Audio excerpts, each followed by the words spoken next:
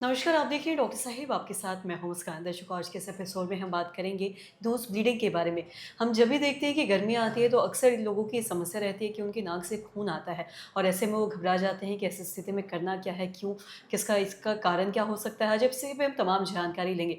इससे पे खास बातचीत करने के लिए आज हमारे साथ मौजूद है डॉक्टर मनीष कुमार। आपको बता दें कि बिहार के जाने-माने ईएनटी स्पेशलिस्ट हैं। सर नमस्कार, बहुत-बहुत स्वागत है आपका।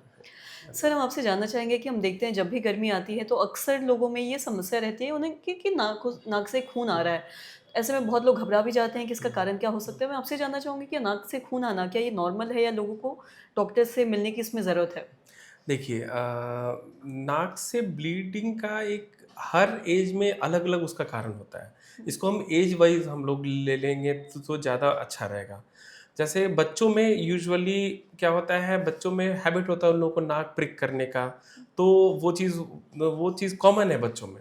तो बच्चों में यूजुअली और कोई बीमारी कम ही मतलब कम होता है, इसलिए मोस्ट कॉमन ट्रॉमा होता है नाक से, नाक जो फिंगर करते हैं वो होता है, कॉमन होता है।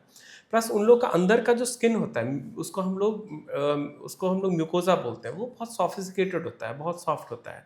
तो वो ईज़िली वहाँ से इरोड कर जाता है, इरोड मतलब छिल जाता है, तो नाक से ब्लीड आना कॉमन होता है। प्लस हवा में जो नमी नमी अगर कम होता है, ड्राई एयर होता है जहाँ भी, वहाँ पे क्रस्ट फॉर्म होता है।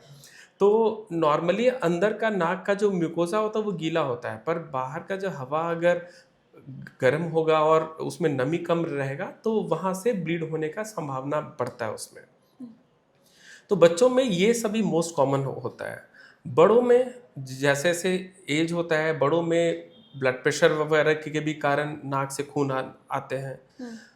और बड़ों में नाक में बहुत सारे पैथोलॉजी होते हैं, साइनसेस अगर किसी को होते हैं, कोई पॉलिप बन रहा है ना, पैपिलोमा, बहुत सारा कॉमन बीमारी होती है जिसके जो कि नहीं मालूम चलता है लेकिन हम में है, क्योंकि यूजुअली बहुत छोटा होता है या नाक के पूरे छिद्र को पूरा वो नहीं बंद करता है, तो अनडायग्नोज्ड रहता है, किसी को पता नहीं चलता है कि उसके अंदर है भी कि क्या वो नहीं है। हुँ। कभी-कभी वो ब्लीड करता है, तो उसको मालूम चलता है कि मेरे नाक से खून आ रहा है।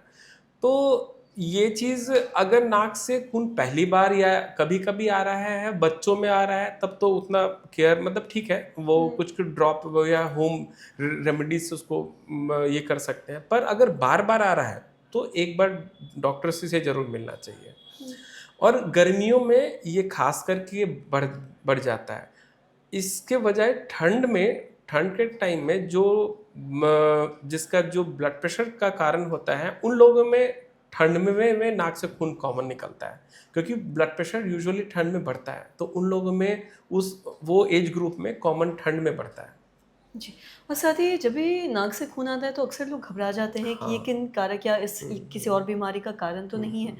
तो मैं आपसे जानना चाहूँगा कि कोई और बीमारी का भी कारण हो सकता है नाक से खून आना या फिर ये नॉर्मल है ऐसी ड्राइनेस की वज़ह से? नहीं, वो बच्चों में वही वही मैंने बोला, बच्चों में बार-बार अगर अगर 1-2 बार से ज़्यादा आ रहा है, अगर बार-बार हो रहा है, तो एक बार हम लोगों को ज़रूर दिखाना चाहिए, जस्ट टू रूल आउट कि कुछ और भी नहीं हो। अभी जस्ट मैंने कल एक ऑपरेशन किया था, एक एक यंग बच्चे का, 14 साल के बच्चे का, उसका उसका ये एंजियोफाइब्रोमा, जुवेनाइल नेज़ल एंजियोफाइब्रोमा होता है। हुँ। वो एक टाइप का मास होता है, नाक के पिछले हिस्से में बढ़ता है, धीरे-धीरे बढ़ता है, तुरंत नहीं बढ़ता है, वो एक टाइप का ट्यूमर होता है, एक एक टाइप का कैंसर होता है जो कि इसी एज में होता है, बच्चे ही एज में होता है। हुँ।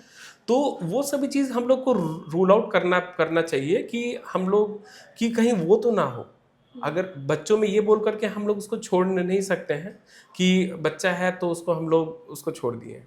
जी। ठीक है? तो वो हम लोगों को देखना पड़ता है कि क्या-क्या उसका कारण है। कारण हो सकता है। जी। और हाँ, किसी का खून पतला भी होता है, खून कई बारी बच्चों में लिवर का कुछ इश्यू आया, तो खून अगर क्लॉटिंग फैक्टर जो खून रोकने का जो केमिकल होता है, हुँ। जो हमारे लिवर में बनता है, अगर वो लिवर अगर किसी तरीके से खराब हो रहा है या डैमेज हो रहा है या काम नहीं कर रहा है, तो वो क्लॉटिंग फैक्टर कम बनेगा और ब्लीडिंग होने का संभावना हो होता है। सकता है। जी। सर, बहुत-बहुत शुक्रिया तमाम जानकारी देने के लिए। तो आशा करते हैं दर्शकों की जो तमाम जानकारी है आपके लाभदायक रही हो। तो आज के इस वीडियो में इतना ही। अगर आपने अब तक हमारे चैनल को सब्सक्राइब नहीं किया तो तुरंत कर लें, साथ ही हमारे फेसबुक पेज को लाइक करें। वीडियो देखने के लिए आपका धन्यवाद।